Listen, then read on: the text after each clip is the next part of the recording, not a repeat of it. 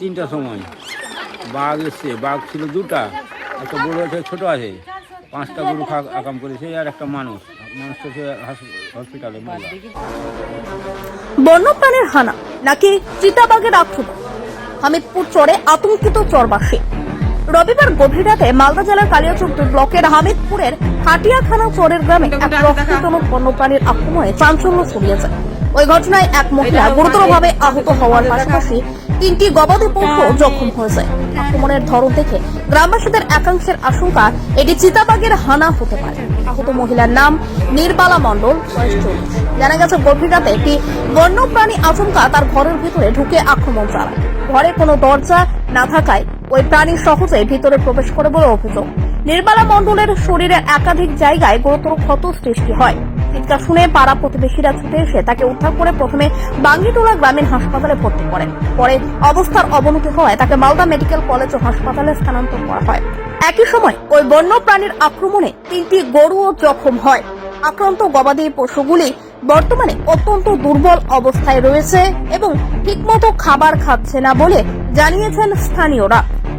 গ্রামবাসী প্রফুল্ল মণ্ডল, অমল মণ্ডল সহ একাধিক প্রত্যক্ষদর্শীর দাবি, আক্রমণের সময় গরুগুলি ভয়ে তীব্র শব্দ করতে থাকে এবং দিশাহারা হয়ে ছুটাছুটি করে।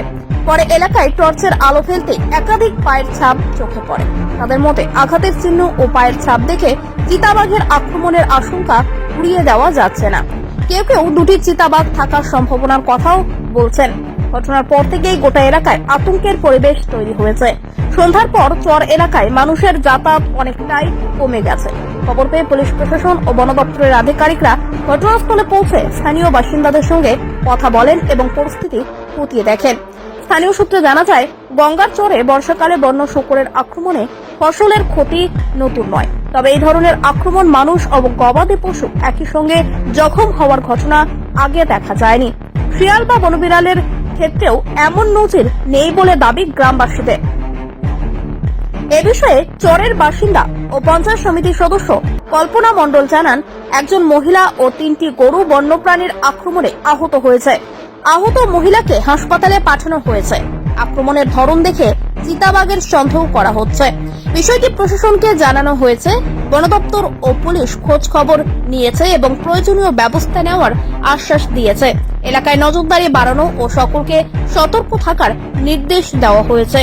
বন্যপ্রাণীর হানা নাকি চিতাবাঘ, এই প্রশ্নের উত্তর খুঁজতে এখন বন দপ্তরের তদন্তের দিকেই তাকিয়ে চরবাসী। ওই তো কামড়িয়েছে। কিসে কামড়েছে? কিসে কামড়লে তো এই তো রকম বিলাই রকম এরকম এরকম লাফাইছে, এরকম লাফাইছে, এরকম লাফাইছে। গরুকে সুদ্ধা কামড়িয়েছে, 2টা গরুকে কামড়িয়েছে। কে হয় আপনার এটা? আমার দিদি হয়। কোথায় কোথায় কামড় দিয়েছে?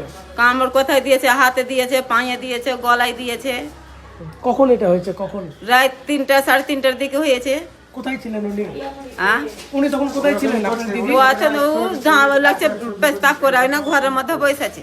আচ্ছা, আর তো ধরেছে ওরকম করে। কি বললো আপনাকে? কিসের মতো দেখেছে? ও তো বলছে যে এরকম তড় পাইছে, ওরকম তড় পাইছে। কত বড় শিয়াল শিয়ালের রকম এরকম তড় পাইছে। হামিদপুর চরে বাড়ি? হামিদপুর চর হাড়িটোলা। এখন কোথায় এসেছেন? ওখানে এসে তো বাঙ্গিটোলা। মানে চিকিৎসা করাতে? হ্যাঁ, চিকিৎসা করেছে। যখন ডাকতে যাই আমি দেখছি কি হাতে কামড় মেরেছে আর গলাতে কামড় আছে। আর আয়না দেখছি কি সবাই বলছে গাছে আছে বাঘ। আমরা আসলাম তো দেখতে পেলাম না, এদিকে দেখে তবে হসপিটাল নিয়ে গেলাম, এইটুকু জানি। মানে কি মনে করছেন এটা? এটা বাকি আছে, চিতাবাঘ বলছে। মানে কারা বলছে এটা? আমরা বলছি, ছেলেবেলা মাঠে যেতে পারে না ভয়ে কামড় দেখে। এটা কেন বাঘ, কেন অন্য বন্য প্রাণী অনেক সময় অন্য প্রাণী তো আমরা মাঠে ঘাটে ঘুরি, কামড় মারেনি তো। শুয়োরের পাঁজরে ঘাস কাটছি, শুয়োর হেঁটে চলে যায়, শুয়োর কামড় মারে না।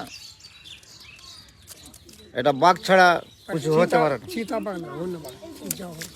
যা বাঘ যেটাই হবে, বাঘ আছে ছোট, জাত ছোট। বাড়ির পরিবারের যারা সদস্য আছে, বাচ্চারা আছে, হ্যাঁ, তাদেরকে তোমরা কি বলছো? এখন মাঠে যেতে পারে না, বলছে কি ভয় লাগছে, মাঠে গেলে কামড় মেরে দিবে বাঘ, যাবো না মাঠে, বাড়িতেই থাকবো।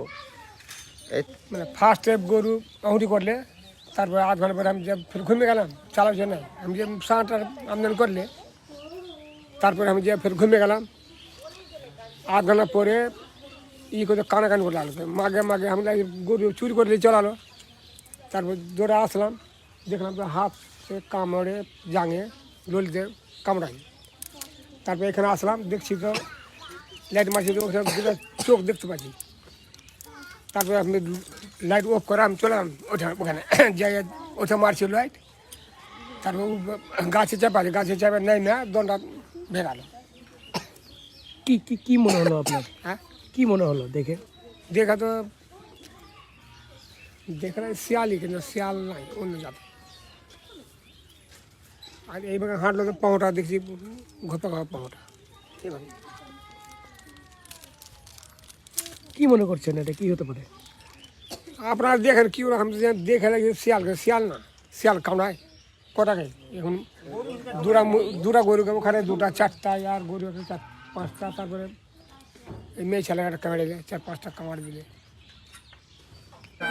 রাত্রে রাত 3টার সময় বাঘ এসছে, বাঘ ছিল দুটা, একটা বড় আছে ছোট আছে, 5টা গরু আকাম করেছে আর একটা মানুষটা সে হসপিটালে চিতা বাঘ আছে, ছোট ছোট দাগ আছে।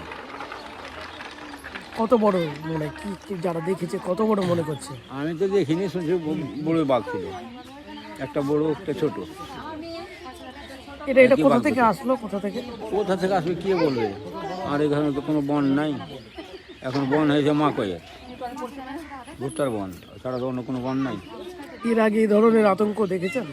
হ্যাঁ, এর আগে দেখেছেন এই ধরনের? না, আগে শুয়োর ছিল খুব, শুয়োর নাই আর। কি নাম আপনার? আমার নাম নিবারণ সরকার। আমাদের হামিদপুর চরে রাত্রেবেলা ঘুম অবস্থায় ছিল, বাড়ির মধ্যে ওরা বলছে যে আমাদের বাড়িতে বাঘ ঢুকেছে। যারা ওরা বাড়িতে ছিল তারাই বলছে, আমি কিন্তু শুনেছি, ওদের মুখে শুনেছি। আমি পাড়ায় গিয়ে বললাম যে তোমরা সতর্ক থাকো, নির্ভয়ে ভালো করে সচেতনে থাকো, যাতে ক্ষয়ক্ষতিটা না হয়, যাতে ভালো থাকতে পারে, এরকম পরিস্থিতি যেন থাকে, মানুষের পরিষেবা যেন উন্নয়ন ভালো থাকে। কাকে আক্রান্ত করেছে? মহিলাকে করেছে একটাকে, আর 3টা গরুকে করেছে। তো মহিলাটার গলায় এখানে মানে মাংসটা নাই বলেছে, ওরা বলছে। রাতবেলা আমি দেখিনি, শুনেছি, গেছিলাম দেখতে পাইনি, চলে গেছে হসপিটালে নিয়ে। প্রশাসন জানিয়েছিলাম, পুলিশ প্রশাসন এখানে এসেছিল, পুলিশ প্রশাসনটা আমি সকালবেলায় জানিয়েছিলাম। জানাবার পরে এখানে আসলো, আসার পরে সব দেখাশোনা করলো, যাতে বাঘ থাক না যেই থাক যেন একটু ধরার ব্যবস্থাটা করা হয়।